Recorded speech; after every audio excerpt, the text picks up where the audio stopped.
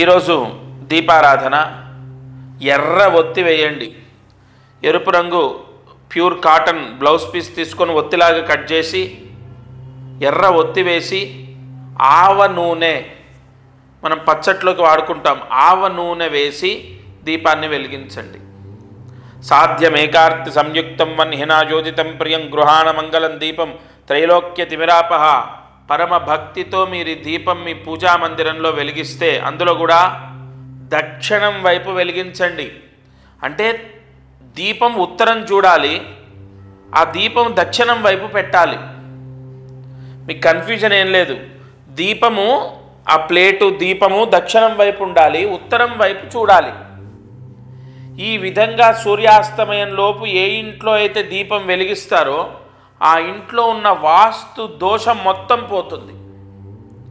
కొన్ని వాస్తు దోషాలు మనశ్శాంతి లేకుండా చేస్తాయి.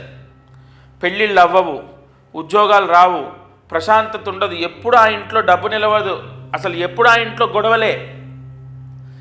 ఆ వాస్తు దోషాన్ని సైతము కూడా విముక్తి చేసే కొన్ని దీపారాధనలు మహర్షులు మనకు అందించారు.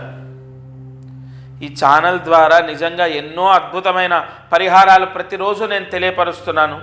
సూర్యాస్తమయంలోపు ఈ దీపారాధన చేయండి.